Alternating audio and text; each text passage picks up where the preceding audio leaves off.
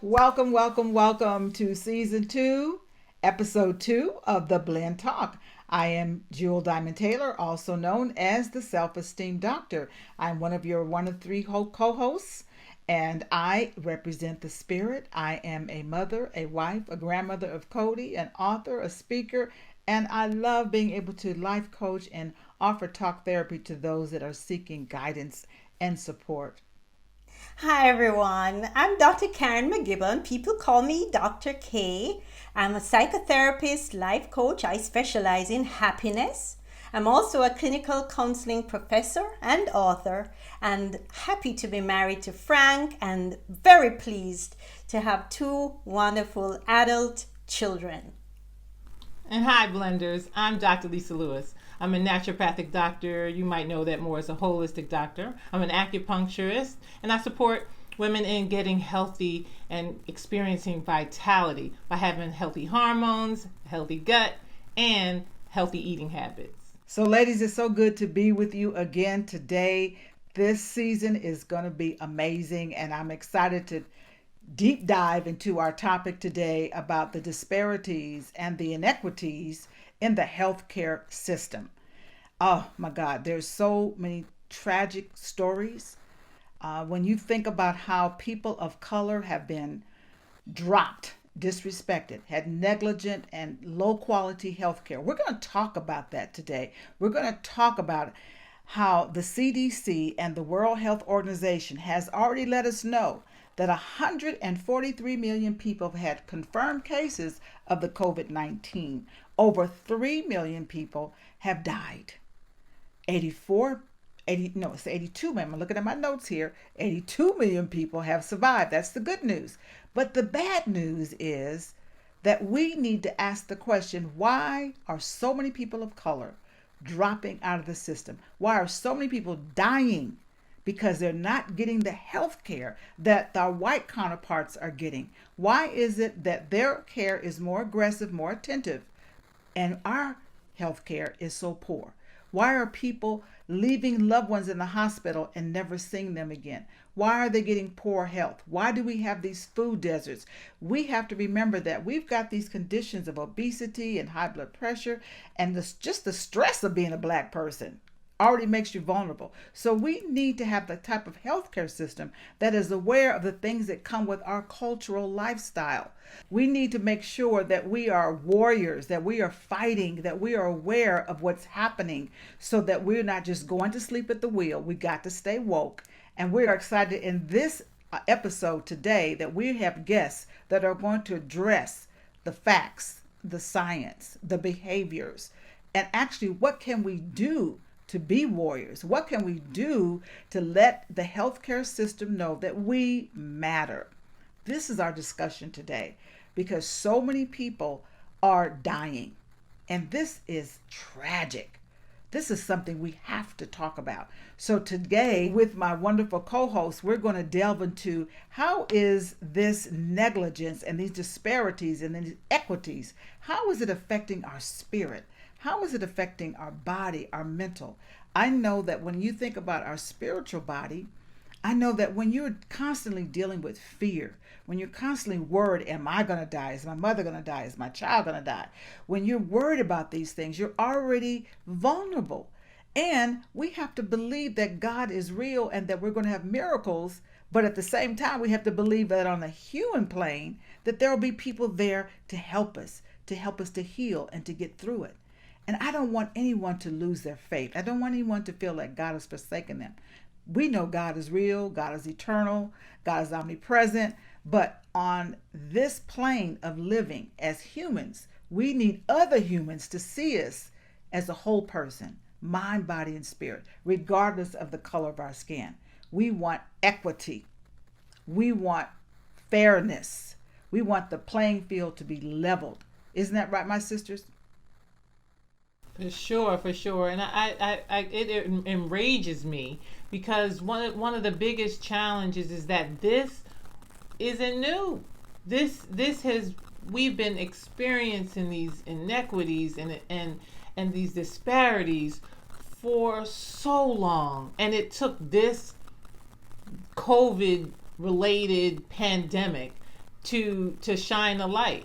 And one of the biggest things is that I think a huge piece of the puzzle has been missed in that we we can learn and understand how to take care of ourselves. We can help move the diseases that are making us more vulnerable.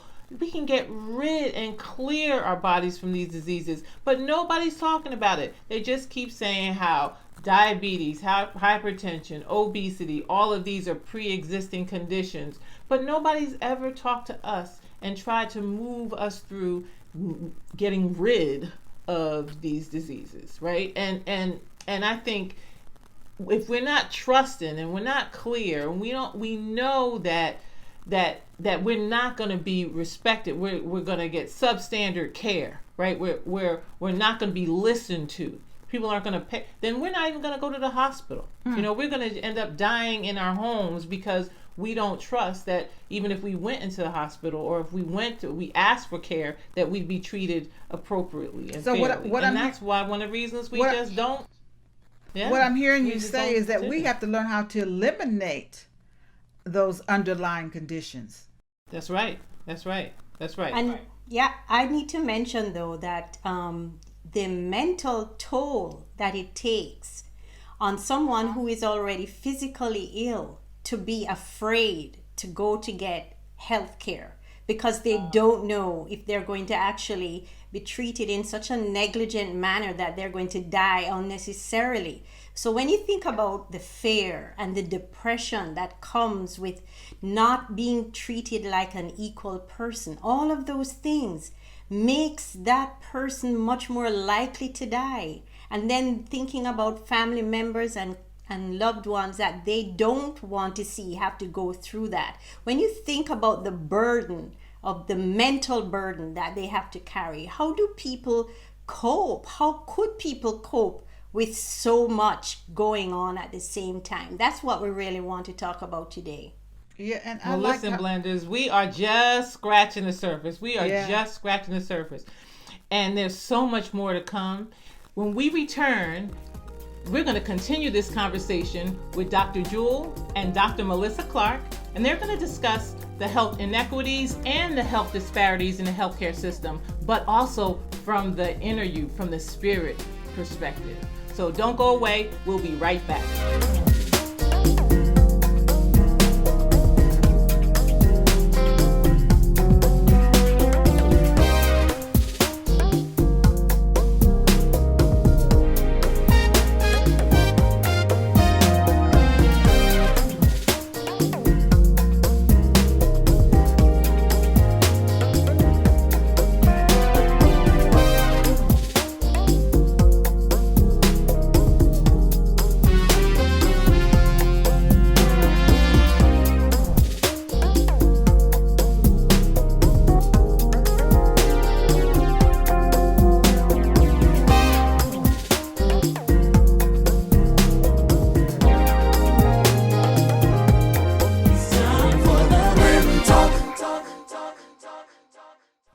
Oh, thank you so much for tuning in to the Blend Talk. I am Dr. Jewel Diamond Taylor, also known as the Self-Esteem Doctor. So honored to bring to the platform today an amazing woman who has her hand on the pulse of what's happening through this pandemic and discussing the disparities and inequities that we are experiencing as a people. I have for you today Dr. Melissa Clark. She is Harvard educated, an emergency medical population health physician. She is the CEO of BHE Group in Maryland. I'd like to welcome you, Dr. Melissa. Thank you so much for having me, Dr. Jewel. It's a pleasure to be here. Yeah, we are navigating all of these virtual settings and the epidemic and the pandemic and the disparities and equities. And we're so grateful that you're taking the time to be with us today to kind of figure out what's really going on, because there's a lot of passion and questions about how we are not being served well. Could you please speak on what you are seeing? Yeah, well, I mean, ever since the pandemic, actually, let's even go before. We know that as African Americans and people of color, we have a history of having health disparities in this country, meaning we have an unequal burden of those diseases like diabetes, high blood pressure, kidney disease, etc. And in addition, we have health care disparities. When we try to access the healthcare system, we are less likely to have insurance. When we get to the hospital, we're less likely to be treated with respect and ask those questions that are important to make a diagnosis. We're less likely to be heard. And so therefore, we're less likely to get referral for life-saving treatments or even being put on the right kinds of medicine to treat things like diabetes or even something as basic as being treated for pain. And so then going into the pandemic, we were definitely at a disadvantage as far as the healthcare system was concerned. We saw things like people going to the hospital and being sent home prematurely and unfortunately dying at home. We saw people being told, hey, just call your doctor in order to get a COVID test. Well, if you don't have a doctor, you don't have that kind of relationship with a doctor where you could pick up the phone and get a COVID test. We saw whole communities being disenfranchised in terms of being able to access COVID testing. We saw PPE deserts where it was very hard to get masks and other related equipment. We saw the hospitals that serve those communities also not receiving the proper amounts of ventilators and cutting edge treatments to be able to treat the populations that they serve. And the overall effect of all of that, of course, was disproportionate deaths from COVID-19 in Black and Brown communities.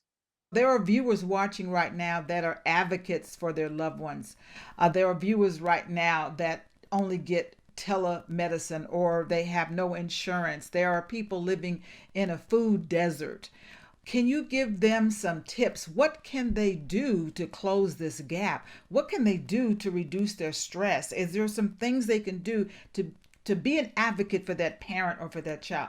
When I got the news that my son was dying, I was so frozen and paralyzed, I didn't know how to advocate. I didn't know the right questions to ask. So what can our audience learn from you, Dr. Melissa, to be stronger, informed, empowered advocates for their loved ones and for themselves? Absolutely. Well, my heart goes out to you for your son. Yeah. Been an extremely emotionally draining and challenging journey, as it is for any caregiver who is taking care of a loved one. So on an individual level, I would say, first of all, it's an attitude and consciousness. It's a stance. It's an understanding first that your life is of value and you deserve the best and highest quality care. And if you're not getting it, continue to doctor shop until you do. I have a whole checklist of 10 criteria that people should use when they look for a doctor and what to expect, and basically how to interview a doctor to make sure they're the right fit for you. That's great. Viewers, make sure you get your pens out. Viewers, get your devices out. She's giving some hot topic tips. Come on, this is great. We got a doctor shop. I love that.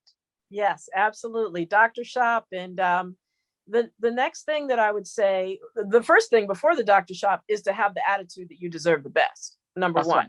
Right. And understand that there are tiers of care. You're not always going to get the best quality care depending on where you go. And so to that end, other than doctor shopping, is institution shopping. There is on Medicare.gov, you can go there and there is a hospital rating system on there that rates both hospitals and nursing homes. So if you need to access one of those institutions, you can use that rating system to help you figure out which is the best one in my area. The third thing that I also say too is if you're looking for a primary care physician, look for ones who are designated as patient-centered medical homes, PCM. And you can go to ncqa.org, which is a website, N as in Nancy, CQA, and you can put in your zip code and find a patient-centered medical home that's been certified as giving more compassionate care. They use teams of people to provide care. And in your neighborhood, to sort of find those doctors who've been sort of vetted in that way. Yes. So those are things on an individual level. And then on a community level, I've worked with an organization in the DC metro area where I live called the Leadership Council for Healthy Communities. And they formed something in this pandemic called the Virtual Health Ministry. So those folks who are listening, who might be part of a health ministry at their church, make outreach calls to your congregants, to the people who you care for in your area, and find out, are they plugged into services? Do they need help?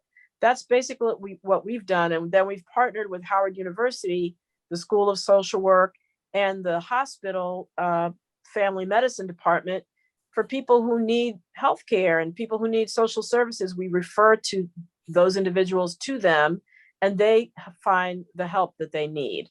So Wow. it's important to be proactive in your community as well if you're in that position. This is wonderful. And then you have your own organization. You're the CEO of BHE, and that represents what? So BHE stands for Be Health Empowered. So all the work that we do on health literacy. So my show comes under that, basically educating people how to be more empowered health consumers. When the work that I did with LCHC, the Leadership Council for Healthy Communities, also, again, is to empower people to be able to navigate the healthcare system most effectively. And so that's what we do at the BHE Group.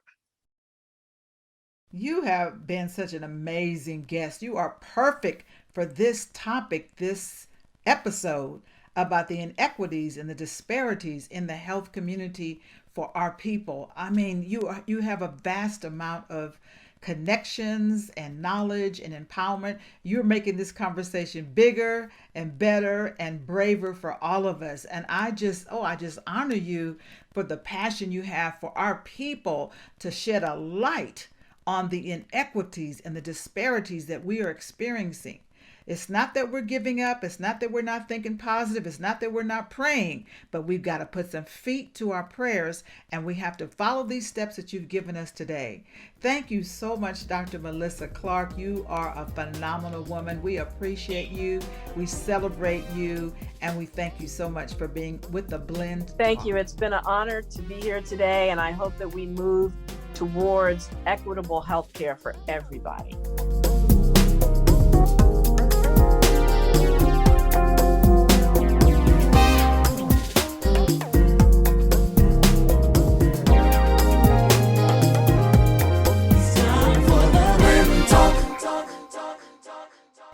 Hello, Blenders. Welcome back. For those of you who are just joining us, I'm so glad you rejoined us because a while ago we heard some really rich information between Dr. Jewel and Dr. Melissa Clark. They were talking about the inequities in the healthcare system that unfortunately put Black Americans, African Americans at a disadvantage, and all the repercussions that go with it. Dr. Jewel mentioned how much our spirits are affected by those things. Dr. Melissa Clark gave us so much valuable information that we can use to help ourselves. Right now, I want to focus on how all of those inequities affect our minds, our wills, and our emotions. Dr. Lisa, Dr. Jewel, do you have any thoughts on what you see happening here? Well, I can tell you not just what I see, but also what I experience myself. So as a doctor, I see so many patients being locked out. And so and many times they end up in my office because they can't get the right care. They don't have access to proper diagnosis. They don't have access to treating the real cause. But it actually happened to me. I ended up being injured from a surgery, and it took a lot of work to be able to release the frustration, because I knew I wasn't being respected at the time, even as a doctor, right? And this is the stuff we're talking about. Doesn't matter what your skin color. You walk in, they see skin color. Many times they don't see degrees. They don't see economics, they see skin. And it really, I had I had to have multiple surgeries and many years of trying to release and letting go and understand the blessing in what happened to me. But it took a lot. And if I didn't have a community, if I didn't have many people to support me, and if I didn't understand the need for counseling, the need for support, the need, right? If I didn't understand it, and I wasn't able to be my own advocate, then who knows? Who knows what would have happened, right? And that's the key, the health advocacy. Learning how to become your own advocate, but also having a community of people. And that's what we have to create, a community where we can support one another in doing our healing. Yeah. I think Dr. Melissa helped us to understand that we got to put some feet to our faith. That we have this relationship with the Holy Spirit. Yes, we're looking to God, feed us, heal us, protect us, guide us. But on a human level, as spiritual beings having a human experience, what she is doing for me is she stirred up this idea that we have got to be advocates for our family members, advocates for ourselves. We've got to be vocal. We have to, yes, trust God, but we got to put feet to our faith. She gave us so many resources that we can connect with so that we can get more quality health. So I believe that there are some solutions. I believe there's some strategies that we can take. And I'm so grateful that she was on the show today, aren't you guys? Oh, yes. yes. The key is, that's the key. It's like having the community. Like, we're creating the opportunity for people to reach out, to see doctors of color, to understand that, to search in your community, to find someone who looks like you, who can relate to you, who sees you as a person, but also to have a community of practitioners and to have a community of advocates, of not just like, because we have all these political advocates, right? What about the healthcare advocates? Creating that type of world would be amazing for us. And I think these inequities and disparities can beat a soul down so much. Mm-hmm. Not only are they watching the news, but then they have their own personal battles. And it can really beat your spirit down to where you're like, whatever. So we want our viewers to know that please don't give up. Please know that God is real. Know that help is available. Know the different ways you can feed your faith so that you're not disenchanted. Yes, the things that we're learning are heartbreaking, but there are things you and I can do. And that's what I'm so grateful about, that we're focusing on today. The raw truth, but also knowing that there's some things that we can do. So good, Jules, so good. That brings up like anxiety. Like, when people don't have support and they don't know where to turn, it brings up anxiety. It brings up all kinds of that talk in the brain, like the mental talk, like, am I good enough? Do I matter?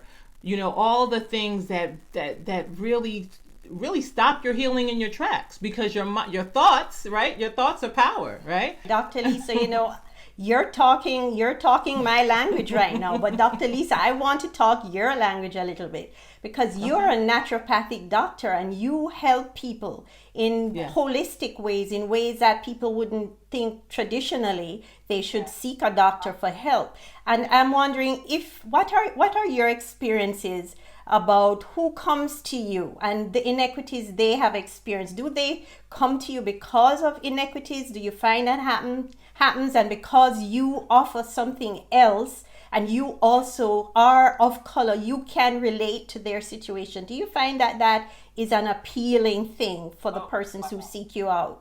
Quite often, girl. That's the person that shows up in my office, the person who's seen 5, 10, 15, 20 doctors, have files, yay big with information, or been hurt or harmed or disrespected by the healthcare, community, and still feel horrible. They're still sick. They still are suffering, and I it's the joy to be able to see them change, to see them transform. It's almost like I also have to be a life coach in many cases, because their challenges aren't just showing up physically, but they're showing up mentally, emotionally, spiritually. It's impacting every aspect of their lives. And we really don't want that to happen. I don't want somebody to have to come to me after the 20th doctor they've seen. The inequity is that this information isn't available to them immediately. They should know it's here and have access to it. That's what this talk show is about, isn't it? We are trying to Yes. say, don't leave out any aspect of someone's healing, and let us be the persons that provide a service in a culturally appropriate way for persons who are desperate. I don't want us to leave here today, though, without thinking about what can be done. I am really passionate about how people can be healthy and whole in their minds, wills, and emotions. So I'm going to just leave a couple tips with all of you viewers out there, blenders. I hope you had your pen and paper ready from earlier. I think you probably did, based on what Dr. Melissa shared with you. So I have 3 quick tips to share with you. First of all, we've been saying this all afternoon. Look at what is available that you can do for yourself. Educate yourself. If nobody's going to do it for you, do it for yourself. There's a lot of very good information out there. There are websites that provide sound information on how you can manage things like stress and anxiety. Those things will make you sick. Those things will give you an early grave. You have to manage them. So I'm going to ask you to go out, seek those ways of helping. Then you need to also keep your connections going. Dr. Lisa mentioned it. We can't, because of the pandemic, cut people off. We have to make sure those socials, those connections continue, because they keep us emotionally healthy. And finally, just don't forget that you are going to get angry every time you're reminded about these things. But anger is a very destructive emotion. You have to manage your anger. Talk to somebody who you trust. Let it out. But we can't stay here the whole day. We're going to have to move on. Dr. Lisa, Dr. Joel, thank you so much for highlighting all the effects of these negative healthcare disparities that are affecting all of us in our minds, in our bodies, in our souls, and our spirits. We don't want to forget that we are connected, blended together, and we are a whole person. And that's what we talk about here on the Blend Talk. But don't go anywhere, because Dr. Lisa is about to talk to a very special guest, Emmanuel Zavias. They're going to be looking at emotion and body coding and how stagnant negative energy can make you sick. Stay tuned.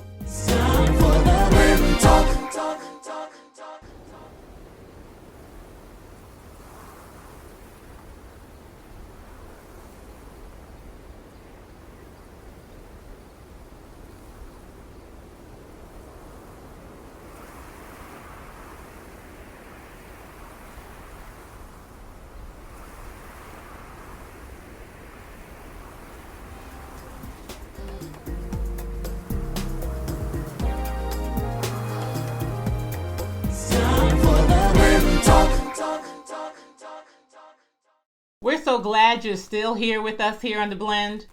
We've talked about some amazing topics as it relates to COVID-related inequities and disparities in the Black community as it relates to the U.S. healthcare system. We've talked about the inner you, the spirit, and how the spirit is affected. Also, the mind, and what we call that the middle you here at The Blend. Now we're going to talk about the outer you, the body. So I hope you've been taking amazing notes, because you're getting ready to get some good information. We have Emmanuel Zavias, who's a emotion code and body code practitioner. And he's going to talk to us about how we can get rid of some of these COVID-related challenges, health challenges, by using energy healing. Welcome, welcome, welcome, Emmanuel. I'm so excited to talk about this topic, because we don't really get a chance to talk about energy healing too much in the mainstream media, right? That's right. Yeah. Thank you so much, Dr. Lisa. I appreciate you. And, I was going to let you know that I'm so excited about the the ability to talk with you about the emotion code and the body code. And I've been doing this for about 6 or 7 years. And it's been a really big blessing to me, just because I never knew I would be in the energy healing field. But I realized that there's more to life than just the medical society and what my parents basically grew up with, which is, they were both oncologists and hematologists. My father had his own private practice, and my mother, she worked at Kaiser Permanente. And but what I noticed is that I read this book about 2015 July called The Emotion Code by Dr. Bradley Nelson, and it recently got republished because it was published back in 2011. And it got published again just last May in 2019. And I know this world is changing for the better because finally it wasn't self-published. One of the top 3 publishers were able to publish his book, and Tony Robbins forwarded the book. And we all know Tony Robbins is one of the #1 probably self-development coaches in the world. For him to forward a book is very rare. So I know that now is the time that the world's waking up more and more to how our bodies really work. And what is a emotional code, body code practitioner? Like, what do you do? Yeah, so the way it works is that the emotion code, body code, it's a way for us to really tap into our subconscious and find out what's going on. And really, Dr. Brad is an amazing chiropractor. He was doing that for 20 years, so he was good at what he does. But he had sort of a limiting thing where, chiropractors can only do so much for their patients. And he was just asking for help from above to see how does this really work, and he's a prayerful man and asked God for help. And he started getting these downloads about kind of how our body really works. And it's really interesting that he found out that our organs are producing these emotional energies. So, I mean, if we really look at science is proving more and more that everything in your body has a certain frequency. But what he's revealing is that not only do they have a certain frequency, but they might be producing emotional frequencies, emotional energies, if you will. In this case, for example, I like to use the liver as an example, that produces the emotional energy of anger, bitterness, guilt, hatred, resentment. And that's why when people drink, again, too much caffeine, or they drink too much alcohol, the liver's working extra hard.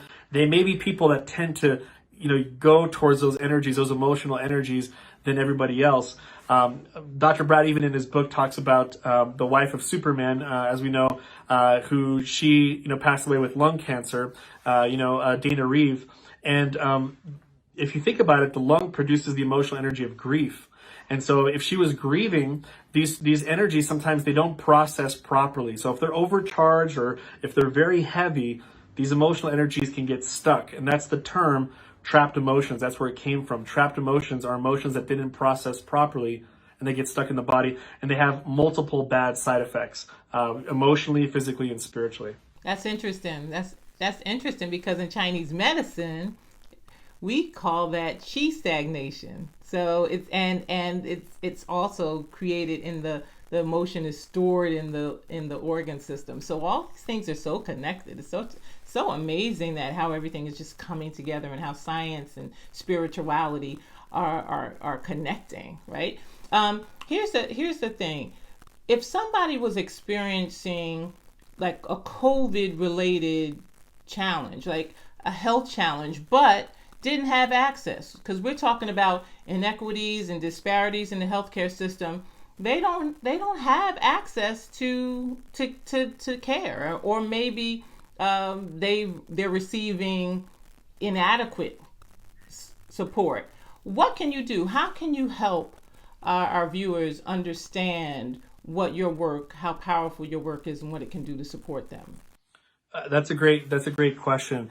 So I think the first thing is that we have to understand that we've given too much power to those on the outside, and that our almost our ancestors, they used to have certain methodologies. I mean, Chinese acupuncture, for example, is over 3,000 years old, and people had their own ways of taking care of their own body, like their own tune-up system.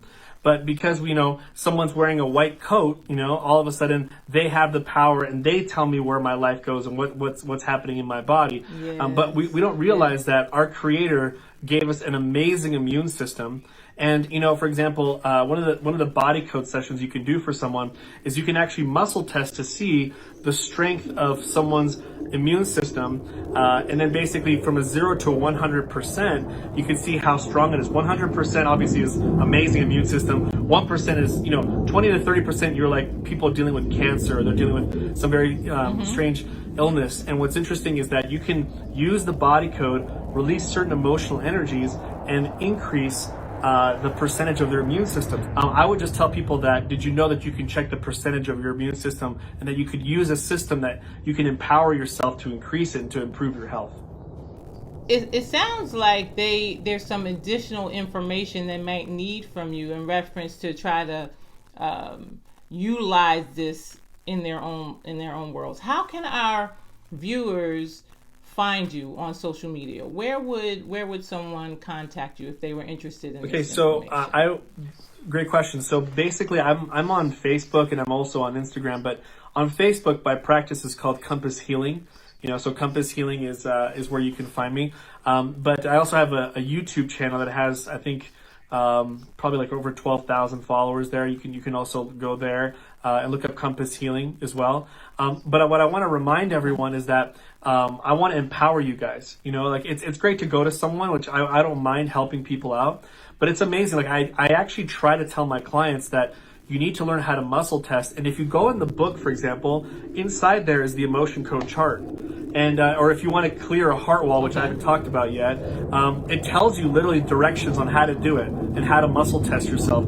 So Dr. Brad did this on purpose. He said that if the world was in disarray and that the book was in a plastic bag and was floating in the ocean, a little boy who's 14 or 15-year-old can pick it up, read the book, and save his tribe. Like, he did that on purpose. Okay, so looks like the best way to figure out how to do this for ourselves would be to pick up that book. Listen, I know you're going to be joining us later in the show to do a practical demonstration with our audience, one of our audience participants, Anne Marie Rice. So we're looking forward to seeing you in action and giving a little bit more insight as to how people can use this emotion code and body code. And again, right now, when we're having such difficulties in getting quality care, this is another way to support us in doing our own emotional work, our own healing work. So thank you so much, Emmanuel, for joining us. And we are going to be right back with some more great information. Stay tuned.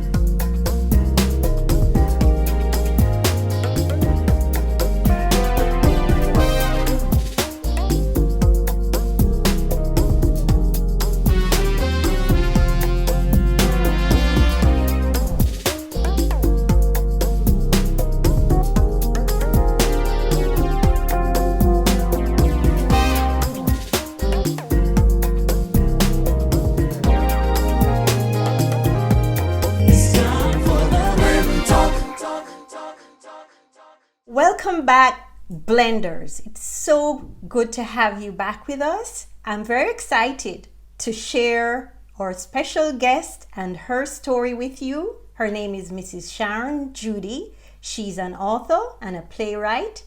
Unfortunately, both her and her husband, Carl, contracted COVID, and unfortunately, he didn't make it.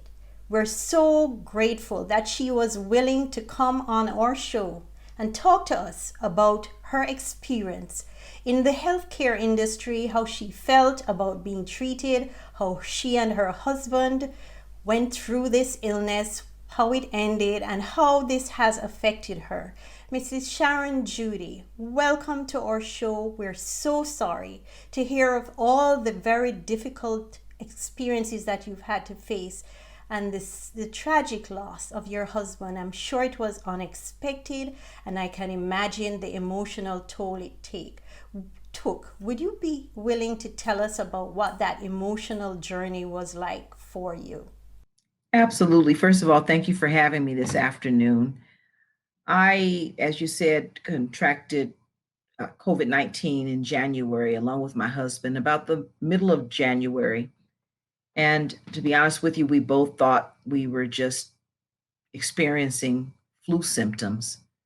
We had the body aches and uh, loss of appetite, but nothing really, really serious. And his symptoms carried on for about a week or so. And finally, he asked if I would take him to the emergency room.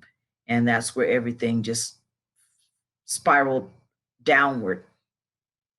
What has been so emotional for me was the fact that I took him to the emergency room on January 26th, and that was the last time that I actually physically saw him alive. And so the journey has been difficult. At the same time, it's opened my eyes to a lot of things that go on in the medical profession that have made me kind of question all the things that I had believed to be true in the course of my lifetime. But I'm now an advocate and using my voice to speak for him since he can no longer speak for himself. And we're very grateful that you're willing to do that. I wouldn't mind if you would share with our audience some of the concerns you had about how he was treated, the kind of healthcare he received, and what did you think was not right? Well, it's interesting that, like I said, he went into the emergency room and he and I both thought that he would be coming home that evening. We thought that he was going to be prescribed medication and then sent home. Well, the hospital was full. The one that they sent him to, they told us that they would be keeping him. And they arranged for an ambulance to pick him up and transport him to another hospital because all the beds were full. All the hospitals they called, all the beds were full. So they found a hospital that did have room. When he got the diagnosis while he was there in the emergency room that he tested positive for COVID. What's interesting is we both had tested negative the first week of January 5th. And then 3 weeks later, he tested positive. And while he was in the hospital, I went ahead and got tested again and tested positive the second time. What I think concerned me was the times that he was saying that his arm was in a lot of pain. His left arm was having a lot of pain. And he would ask me at night if I could call up to the front desk and ask someone to prescribe him something for the pain.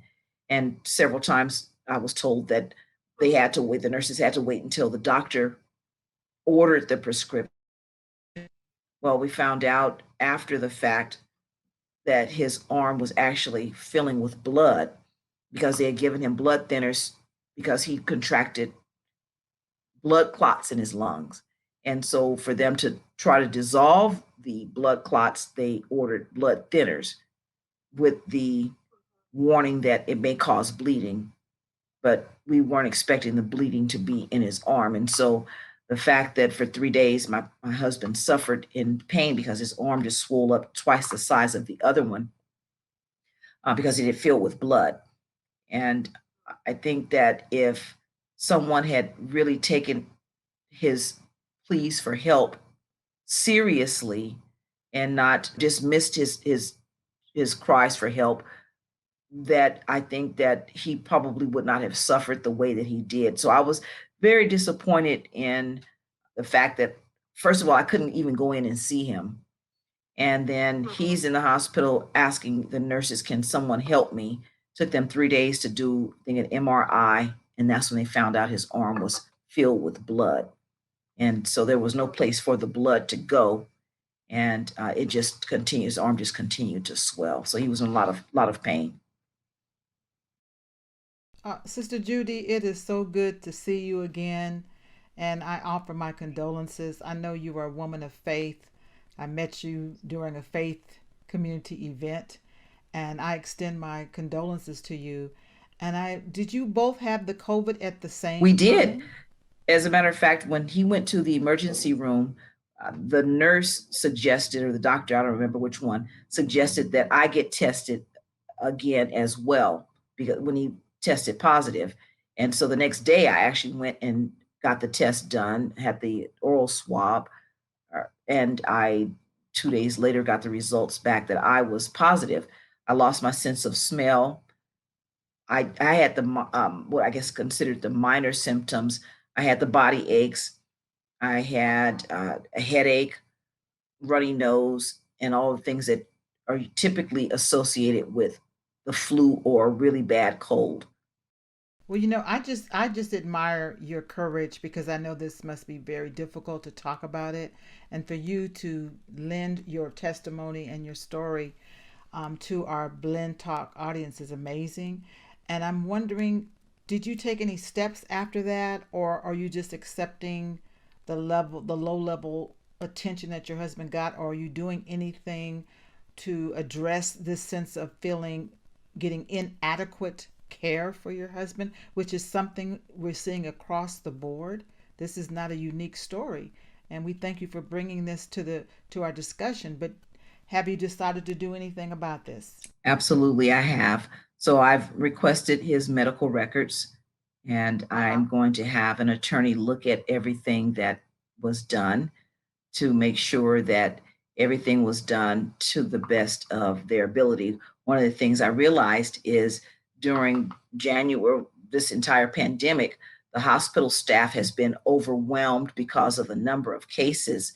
And even with the number of cases that have come in, I know that I'm not the only person that has felt that we just weren't listened to. But I want to make sure that now my husband's voice can no longer be heard, that I at least do everything, exhaust every avenue to make sure that no other family has to endure what we endured. Sharon, again, thank you so much for sharing your story. If our audience wanted to reach out to you, would that be something you're open to? Absolutely. I'm on Facebook as Sharon Y. Judy. I'm on Instagram and Twitter as writer Sharon Y. Judy. So we are so sorry that you had to go through this experience. Thank and you. We're hoping that your story will be a story that is not general. No, like this is bringing out the conversation and bringing up the conversation that this should not continue to happen. So thank you so much for sharing and for bringing this to the forefront for our blenders. Thank you so much. I appreciate it. Thank you for the opportunity. I send you my love, Sharon. Thank you. Now, coming up next is our exciting new segment, NEMA, which stands for Nutrition, Exercise, Meditation, and Attitude. This is where we spotlight an alternative medicine practitioner. In this episode, Emmanuel Ceballos and Anne Maria Rice will demonstrate for our audience the emotion and body coding technique. So that's what's coming up after the break. Stay with us. It's time for the Blend Talk.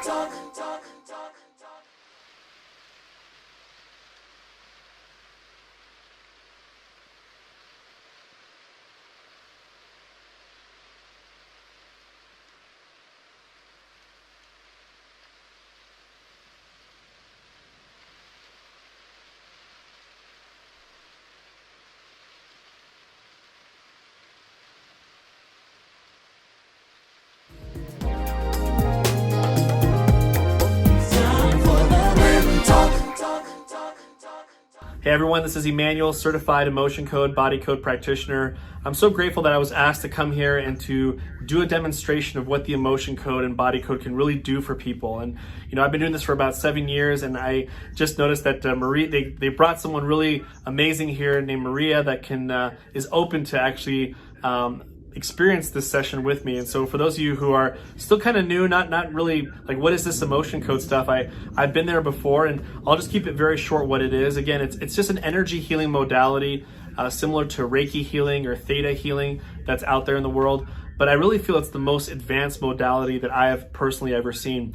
And what it is we're using muscle testing, which people push down on someone's arm, or you can use this type of muscle testing. It's basically a way to ask questions to your body, and then using a magnet to release the energy from someone. Now, when people would come to my office, which is very rare, I probably only met 5 people in my office in 6 years, But if they did come to my office, you would see me pushing down on someone's arm and asking certain questions. And then I would use a magnet on their back to release these emotional energies that we found.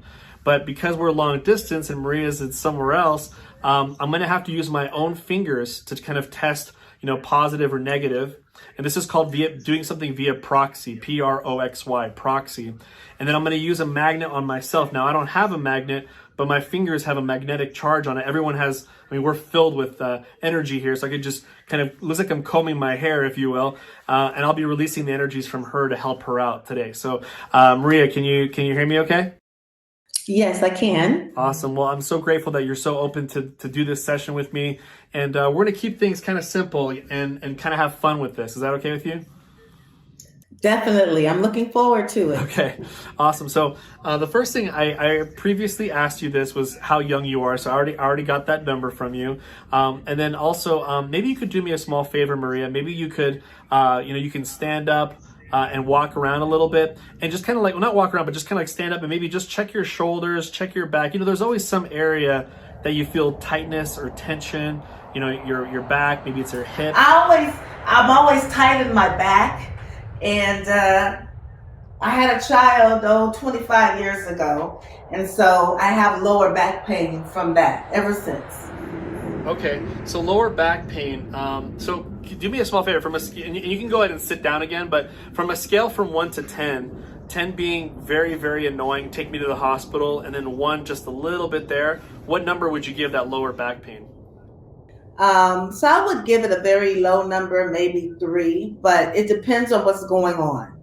Well, what we're going to do, if you don't mind, maybe we can try to lower your back pain in the next 5 minutes, if that's okay with you.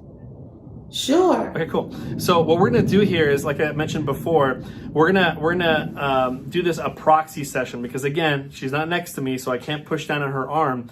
But what I'm gonna do is I'm just gonna use my fingers and just ask certain questions to her body to see what trapped emotions might be irritating her. Now, typically when I first start a session, I keep it very simple, and I like to ask for help, or people meditate. There's no religion that gets this type of healing. It's like anyone can either give this type of session or can receive it. But I like to, Dr. Brad always recommends to take 10 seconds to like meditate or ask for help. And let's just do that real quick right now, Maria, and then we'll get started. Sound good? Okay.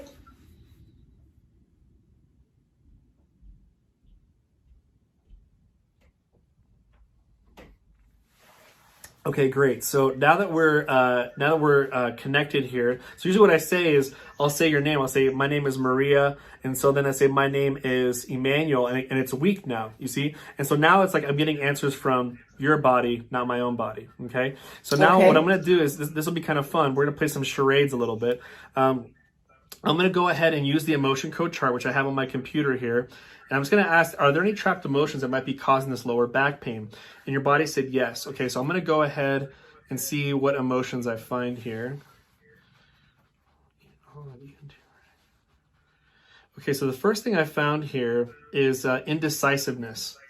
Okay, so that means that at some point in your life you felt this indecisiveness, but we can have even more fun with this is I can ask, what age did you get this? What age did it get stuck in your body? So I'm going to go ahead and you can just relax there. I'll figure it out for you. So let's see. Was it 55? Is it a recent thing? Your body says no. So is it younger than 55? It is 55, 50, 40, 30, 20, more than 20, 21, 22, 23. So it's around 23-ish around there, give or take. So this is always like, it could be 24 or it could be 22, but around there. Does anything kind of ring a bell around that time, Maria? Or you might have been like, yeah, I don't know if I should do this or do that. I was 24, planning a marriage. I'm not sure if I decided should I do it or not. Yeah. I did. Yeah. Okay. So and I'm glad it's really interesting that was the first thought that came to your head. And I always tell my clients that, when we're doing this, your conscious brain's trying to help you out and be like, what was going on there? And usually the first thought that comes in is usually the right one, And like I said, this is give or take a year. So I can ask your body real quick, does it have anything to do with maybe making decisions about the marriage, that relationship at all? Yeah, so your body said yes. So, and sometimes it'll say no, and I'll call you out and I'll be like, there's something else here, So what I'm going to do is I'm going to go ahead and remove this indecisiveness here. So I just removed that from you. And if you notice, you didn't see me do this, but I did this to remove it. And this is like basically, Asian acupuncture, where this is the head of someone and this is their spine. And so I'm going ahead and I'm doing this as if I were rubbing something on your back. Does that make sense? And so I'm going to go ahead and I already removed that indecisive. I'll say, is there another trapped emotion? And there is. Okay, so let's try another one here. Give me 1 second here. Okay, so this next one here is it's creative insecurity. Okay, now this is a really interesting one. This is actually one of my favorite trapped emotions to release. What this is basically that feeling of like, I feel like I can't release my gifts and talents yet. I haven't reached my full potential yet, or maybe I'm in an environment that doesn't allow me to release my creativity and gifts. Does that make sense?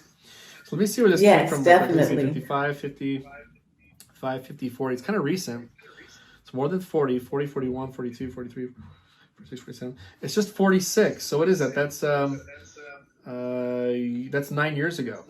So 9 years ago. yeah, anything kind of ring a bell around that time where you're like you felt like maybe you weren't releasing all your gifts and talents, or maybe you felt maybe you were holding yourself back a little bit. Anything ring a bell with that? You know, I would say around that time I was looking for a career change, and I stayed in the same job because I felt like it wasn't, I'm a person who wants to give back. And I've done well, corporate America, made money, but that wasn't feeding my soul. And I always wanted to give back. And if I was in sales, and I am in sales, but I want to always make sure that what I do is helping someone else. And I always felt like that was missing in my life. So I started getting more involved with my alumni chapter and nonprofit organizations where I could give back. Yeah. So I'll say anything to do at that time, and your body said yes. And so I'm going to go ahead and remove this creative insecurity. Here's the beautiful thing too, Maria, is that you don't really have to even recognize that time and know about it, for the energy to release from your body. But I always like to just ask just to see if you remember. So I'm grateful that you are remembering.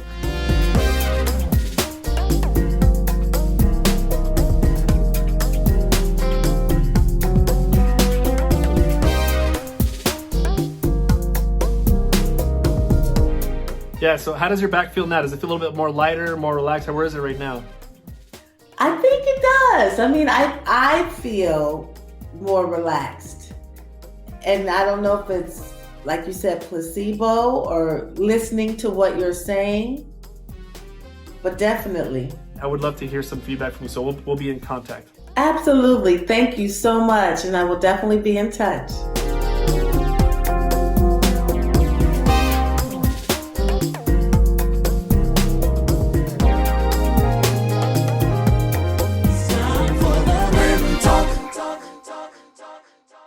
So thank you so much for staying with us. This has been a wonderful ride today. And I just love co-hosting with these wonderful women. My sisters, what were some of your favorite parts from today's episode? Well, I have to tell you how fascinated I was to learn about emotional body coding. I had never heard of that before. And just the thought that there are other alternatives to healing that are natural, that can be done virtually. I just found like, wow, that's something I'm going to pay attention to. Yeah. And I loved when Dr. Melissa Clark talked about the things that we can do in our community, how we can mobilize and take this into our own hands to clear up these inequities and disparities together if we do the work. I love that because we're not putting it in somebody else's hands. We're taking control. Love it. Yeah. It was very rich today. I loved every minute of it. It went so quickly, and I'm so grateful to all of our viewers.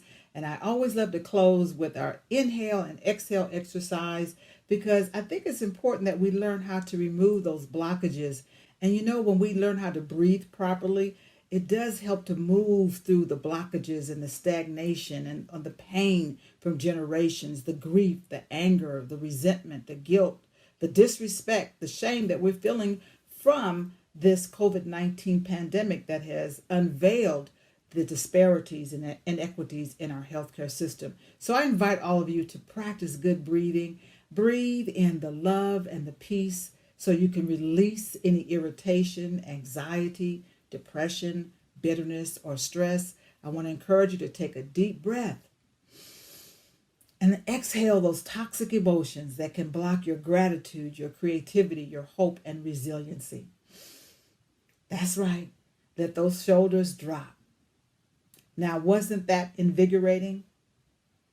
Well, Blenders, it has been an absolute pleasure to co-host again with you today. I want our viewers to follow us, subscribe to our social media platforms, Instagram, Facebook, Twitter, YouTube, and visit our website. We encourage you to find a quiet place and spend some time to reflect on your notes and all the things that you learned today, because next week we'll be building on this, and we hope that you took away some valuable knowledge and useful tips to be an advocate, to be empowered, to live healthy, holistic, purpose-filled lives. Please come back and follow us, like us on Facebook and all of the social media platforms. Visit theblend.com. And on behalf of my sisters, be well, be blessed, stay healthy, and remember to invite your circle of friends to join us on the next episode when we'll discuss how to repurpose your small business during the COVID-19 pandemic. We're going to talk about it through the context of the mind, the body, and the spirit. Remember, everything that you do on this journey about discovering your wellness, we're here to partner with you. I am Dr. Jewel Diamond Taylor, and I represent Spirit. And I'm Dr. Karen McGibbon, and I represent Mind. And I'm Dr. Lisa Lewis, and I represent the body. And together, we are the Blend Talk. Mind, body, and spirit.